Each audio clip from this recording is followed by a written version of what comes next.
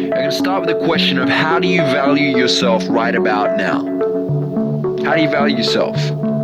Now remember, your self-worth equals your net worth. Okay? And a lot of people forget that. You need to work for your future if you want the good life. Okay? And here's the sting. No one can possibly predict their future. You can't. It's impossible. But the awesome thing is that we can actually get pretty damn close to it. And we can do this by planning, by believing, and by achieving whatever it takes to make it the way that we want it to be. You have the power's in your hands. Now, if I was to ask you right now to write down who you are and what you're capable of, I would say there's a high 90% chance that you're probably going to go small on yourself.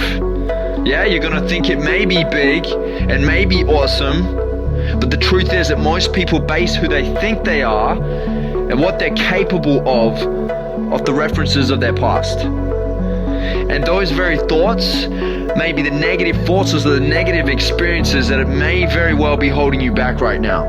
Okay? What do you believe you're worth? Because your net worth in life matches what you believe you're worth. And your beliefs and habits strongly determine your financial success. They really do. Right? We spoke about casting a vision a few weeks back. And if you have no vision for your future, you'll be a slave to your past. So I want you to write down right now, why do you believe that you should have the outcomes that you desire? Get a pen and a pad out and write down why you believe that you should have the outcomes that you desire. I think a lot of people are writing their goals out, right? They write it out, these big audacious goals and their short-term goals. But why do you believe that you should attain those goals? Why are you worthy of those goals? Get crystal clear on that, right? Why should you have that vision that you're dreaming of right now?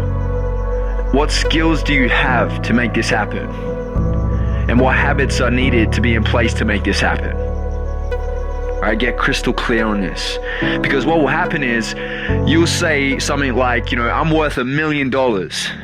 But your subconscious program will tell you, well, wait a minute, are you? I don't know yet. Do you have the skills? Do you have the habits? Do you have the unwavering belief? Right? It's not stupid. And this is why a lot of people don't fulfill their dreams. Because they're not congruent with their underlying beliefs. Right? Their words, their goals aren't congruent with who they really believe that they can become. And if this is you, if you're struggling with this right now, it's because your words in your superconscious mind, I learned that from Deepak, are in opposition. Okay, so get clear until this feels right in your body. So clear that when you say it, there's a massive wave of belief behind it. Right? Because you put the work in to learn the skills. And you have no doubts because you've solidified the right habits to stay persistent. And your brain's already becoming wired for the person that you need to become to get there.